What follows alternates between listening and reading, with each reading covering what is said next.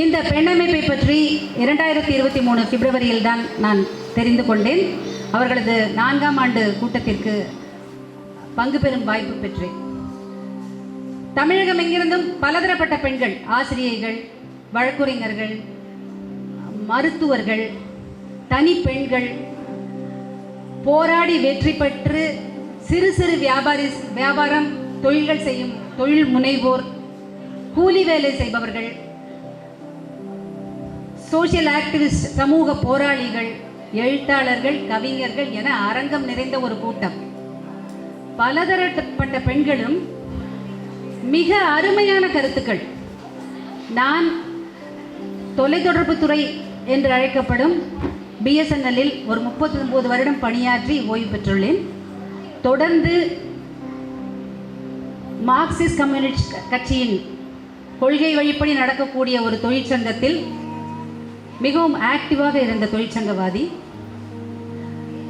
அதனால் அதன்பார் ஈர்க்கப்பட்டு, அந்த கொள்கைகளால் ஈர்க்கப்பட்டு மிகவும் எழுச்சிமிக்க பல போராட்டங்கள், அந்த கருத்தாக்கத்தின் கீழ் வரக்கூடிய எல்லாவற்றையும் பின்பற்றி working women's coordinating committee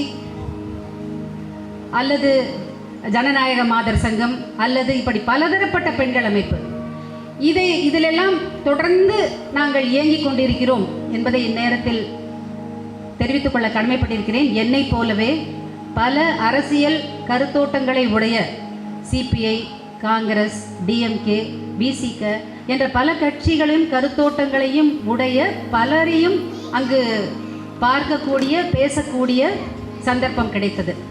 so இந்த பெண் அமைப்பு ஏன் பொதுவெளியில் காலையிலேருந்து நிறைய கேட்டுட்டோம். இந்த புக்கை நிறைய பேர் படிச்சிருப்பீங்க. ஸோ அதுக்குள்ளே மீண்டும் மீண்டும் போக வேணாம் பார்க்குறேன். பட் பெண்கள் வெளியில் போகணுன்னா ஒரு மைதானமாகட்டும் அல்லது பொது வெளிகளில் ஒரு டீ கடை பெஞ்ச் ஆகட்டும், எங்கே பார்த்தாலும் ஆண்களுக்கானதாக இருக்குது. அப்போ இந்த பெண்கள் ஏன் வெளியில் வரத்துக்கு தயங்குறாங்க? ஸோ பெண்களை வெளியில் கொண்டு வரணும் அப்படிங்கிறதுக்காக தான் இந்த பொதுவெளியில் பெண்கள்ங்கிற ஒரு நிகழ்வை நிகழ்த்தி காட்டியிருக்கு இந்த பெண் அமைப்பு. இப்போ நான் இது ஒரு சிறு இந்த நாடகம் பார்த்தோம் இல்லையா, இதே போல் தொடர்ந்து நம்ம எல்லாருமே ஒரு முன்னணியில் இருக்கக்கூடிய முற்போக்கு கருத்துக்கள் உள்ளவங்க தான் இங்கே குழுமியிருக்கோம். இப்போ நீண்ட நெடுங்காலமாக பெண்கள் சந்திக்கக்கூடிய பிரச்சனைகள், அதற்கான போராட்டங்கள், அதுலேருந்து எவ்வளோத்தை நம்ம சாதிச்சு காட்டியிருக்கோங்கிறது எல்லாருக்குமே தெரியும். பல அரசியல் கட்சிகள் நம்மிடையே உண்டு, அவங்க ஆட்சி மாறுகிறது. ஆனாலும் நமக்கு காட்சி மாறுதா? இப்போ இந்த இடஒதுக்கீடு புள்ளி விவரங்கள்லாம் கொடுத்தாரு தோழர் ரத்தன். ஆனால் அந்த 33% இடஒதுக்கீடு கேட்டு இன்னும் நம்ம அதை கேட்டுட்டு தான் இருக்கோம். ஸோ இந்த பெண் இயக்கமானது இந்த மாதிரி பொதுவெளியில் பெண்கள் அல்லது பெண்களை பேச வைக்கிறது, எழுத வைக்கிறது, இது போல பல நிகழ்வுகளை நிகழ்த்தி காட்டிக்கொண்டே இருக்கும்போது ஏன் இது அரசியல், இது பெண் அரசியல் அவசியம் என்பதை தோழர் நர்மதா தனது தொடர்ந்த எழுத்துக்களின் மூலமாகவும் ஆடியோக்களின் மூலமாகவும் ஒரு கூகுள் மீட்டில் தொடர்ந்து மீட் பண்ணிட்டே இருக்குது. இந்த பெண் அமைப்பு இயங்காமலாம் இல்லை. நடுவில் அந்த 2 கொரோனா பீரியடில் இயங்காமல் இருந்தது. அதுக்கப்புறமும் தொடர்ந்து நான் இப்போ 23 பார்த்ததுலேருந்து வாரம் கூகுள் மீட்டு அல்லது கிடைக்கும் போது நேரடியாக கூட்டம் உட்காந்து பேசுகிறவங்க, இதே போல் மிகவும் பரபரப்பாக இயங்குது. இப்போ அடுத்த கட்டமாக நம்ம பேசிகிட்டே இருக்கோம். இது இருக்குது, பெண்களுக்கு இந்த மாதிரி பிரச்சனைகள் இருக்குது, பெண் சமத்துவம் இல்லை, பெண் சுதந்திரம் இல்லை, என்ன பண்ணாலும் பெண்களுக்கு பாதுகாப்பு இல்லை. ஏன்னா நம்ம அன்றாடம் பேப்பரை பார்க்கும்போது நம்மளுக்கு தெரியுது. இத்தனை நிகழ்ச்சிகளும் நிகழ்ந்து கொண்டே இருக்கும்போது பெண்கள் அவங்க விண்வெளியில் போகிறாங்க, சுனிதா வில்லியம்ஸ் பற்றி படிக்கிறோம், எல்லாம் கப்பல் ஓட்டுறாங்க, போகாத பெண் தடம் பதிக்காத இடமே கிடையாது. அந்த அளவு ஒரு பக்கம் முன்னேறிட்டு இருக்காங்க. ஆனாலும் பெண் என்பவள் அடிமையாகவும் அல்லது அல்லல் படக்கூடியவளாகவும் பல இன்னல்களையும் இந்த சமூகத்தில் சந்திக்கக்கூடிய ஒரு நபராகவும் இருப்பதினால்தான் இன்னமும் நர்மதாவை போன்று இங்கு கூடியிருக்கும் ஒத்த கருத்துள்ள அனைவரும் என்ன சொல்கிறோம்? பெண் சமத்துவம் வேணும், பெண் சுதந்திரம் வேணும். இதை எப்போ முழுமையாக பெற போகிறோம்? அப்போ இந்த முழுமையாக பெறுவதற்கு என்ன தேவைன்னு பார்த்தோன்னா அரசியல் தான் ஒரு சமூகத்தை மாற்றுவதற்கு ஒரு வழின்னு பார்த்தோன்னா அரசியல் தேவையாக இருக்குது. இப்போ அந்த அரசியலை பெண்கள் செய்யும் போது எப்படி இருக்கும் என்பது தொடர்ந்து பேசிகிட்டே வரோம். அந்த புக்காகவும் இப்போ வந்திருக்கு. இப்போ இதை பேசிட்டே இருக்கும்போது அப்போ என்ன பண்ணுறோம்? பேசிகிட்டே இருக்கோமே, அப்போ மற்ற கட்சிகளை சொல்கிறோம். ஏன்னா நான் சொன்ன மாதிரி பல அரசியல் கட்சிகளை சேர்ந்தவங்களும் இருக்கும். அந்த கருத்துக்களை உள்வாங்கி இந்த பெண் அமைப்பிற்கான ஒரு கொள்கை அறிக்கை நம்ம கொடுக்கணும் அப்படிங்கிற ஒரு கருத்தும் வருது. அதுக்காக வந்து ரொம்ப ஆக்டிவாக செயல்படக்கூடிய ஒரு 10 முதல் 12 பேர் கூடி ஒரு இடத்துல ஒரு கட்டம் 2 கட்டம் என்று பேசுகிறோம். எல்லா கட்சி அறிக்கைகளையும் அவங்கவுங்க உள்வாங்கியிருப்பாங்க. ஏன்னா ஆக்டிவாக இருக்கக்கூடிய கட்சி தோழர்கள் வந்து அதை பற்றி தெரிஞ்சிருப்பாங்க. ஸோ அதில் வந்து எதுவுமே எந்த கட்சியும் செய்யலையானா நிச்சயம் அப்படியெல்லாம் சொல்லலை. பெண் வந்து யாருக்கும் எதிரி அல்ல. இந்த சமுதாயத்தின் மீது உண்மையான அக்கறையும் மனிதம் என்பதன் மீது தீரா காதலும் கொண்டுள்ள ஒரு அமைப்புங்கிறத நம்ம எல்லாருமே புரிஞ்சுக்கணும். ஸோ பேச்சளவில் பேசிட்டு போகக்கூடிய ஒரு அமைப்பாக இது இருக்கக்கூடாது. அப்படிங்கிறத ஏற்கனவே உள்ள அனைத்து கட்சிகளின் அறிக்கைகளையும் ஓரளவு அல்லது சில பேர் முழுவதும் உள்வாங்கி இதுலேருந்து அதோட சாராம்சத்தெல்லாம் எடுத்துட்டு இன்னும் இதை செழுமையாக இந்த பெண் அரசியல் வந்தால் எப்படி கொடுக்க முடியும் அப்படின்னு சொல்வதற்காக தான் இந்த கொள்கை அறிக்கை வெளியிட வந்து கொடுத்துருக்கோம். இப்போ எல்லார் கையிலையும் இருக்குது. இது முழுமையானதான்னு கேட்டிங்கன்னா நிச்சயமாக அப்படிலாம் நாங்கள் சொல்லலை. இதில் வந்து இந்த கருத்துக்கள் கொடுக்கப்பட்டிருக்கிறது. இதன் மீது உங்களின் கருத்துக்களையும் விமர்சனங்களையும் பெண் அமைப்பு எதிர்பார்க்கிறது. இப்போ ஒரு விஷயத்தை நம்ம செய்யும் போது அதை பற்றி விமர்சனம் வந்தால் தான் நம்ம இன்னும் கொஞ்சம் செழுமைப்படுத்தி கொள்ள முடியும். இல்லை கல்விக்கு முதலிடம் கொடுக்குறோம். கல்வி, மருத்துவம், சுற்றுப்புற தூய்மை, சட்ட பாதுகாப்பு உரிமை, சமூகம் எல்லாத்த பற்றியும் பேசி அதில் வந்து இப்படி இருந்தால் நல்லா இருக்குமே என்பதை ஒரு தொலைதூர பார்வையோடு ஒரு நுணுக்கமான கண்ணோட்டத்தோடு இந்த பெண்ணமைப்பு பார்க்கிறது.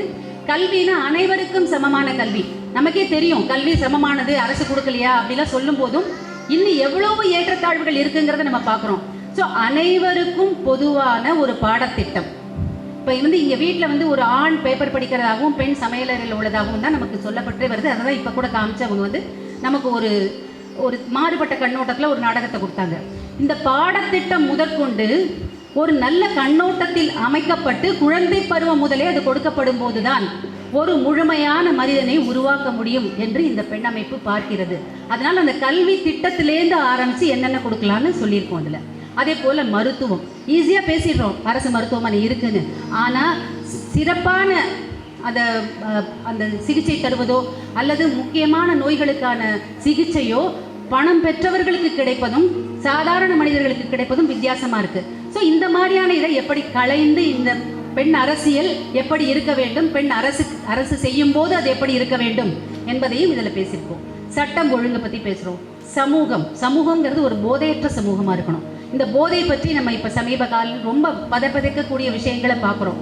ஸோ போதையற்ற சமூகம்னா அது எப்போலேருந்து இருக்கணும்? குழந்தை பருவம் தொட்டு அது வந்து குழந்தைகளுக்கு வந்து சொல்லித்தரப்படணும். அப்போ இது ஒன்று தொட்டு ஒன்று இதை பார்த்தீங்கன்னா இது எல்லாத்தையும் படிக்கும்போது இது எல்லாமே ஒரு சங்கிலி போல தொடர்புடையது.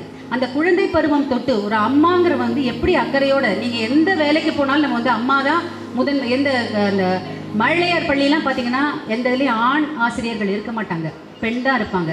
எதனால சொல்கிறோம்? அதனால திரும்பி இந்த பெண்ணின் வெற்றின்னு எதனால சொல்கிறோன்னா ஒரு பெண்ணின் முன்னேற்றம் தான் சமுதாயத்தின் முன்னேற்றம். அப்போ ஒரு தாய்மை உணர்வோடு இந்த சமூகத்தை அணுகுகிறோம், ஒரு தாய்மை கண்ணோட்டத்தில் இந்த சமூகத்தை பார்க்கிறோம் என்பதை அழுத்தம் திருத்தமாக சொல்வதற்காகத்தான் இந்த பெண் அரசியல் பற்றி பேசுகிறோம். அதற்காகத்தான் இது ஒரு முதல் படியாக இந்த கொள்கை அறிவிப்பு கையேடு உங்கள் கைகளில் கொடுக்கப்பட்டிருக்கிறது. இதில் என்ன கடைசியாக நாங்கள் சொல்ல விரும்புறது என்னென்னா, சமத்துவ வாழ்வு என்பது சாத்தியமான பிறகு குற்றங்கள் குறையும்.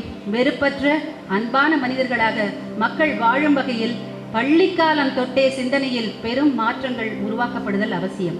வீட்டை வீடாக, குடும்பமாக அழகாக பரிமணிக்க செய்வதில் முக்கிய பங்கு வகிக்கும் பெண்கள் நாட்டையும் தன்வசம் எடுத்து நல்லதொரு நாடாக மாற்றிட அவர்கள் முன்னெடுக்கும் நல்ல அரசியலுக்கு, பெண் அரசியலுக்கு முழு வாய்ப்பளிக்க வேண்டும் என்பதை இந்த கொள்கை அறிக்கை வலியுறுத்துகிறது. இதை வந்து இப்போ உங்கள்கிட்ட கொடுத்துருக்கிறது. இதன் மீதான உங்கள் கருத்துக்களையும் விமர்சனங்களையும் நாங்கள் மிகவும் ஆவலுடன் எதிர்பார்க்கிறோம். உங்களிடம் அது கருத்துக்களே இந்த பெண்ணமைப்பின் கொள்கை அறிக்கையை வந்து செழுமைப்படுத்த முடியும் என்பதை இந்த நேரத்தில் கூறிக்கொண்டு இந்த வாய்ப்பளித்தமைக்கு நன்றியையும் வணக்கத்தையும் தெரிவித்துக் கொள்கிறேன்.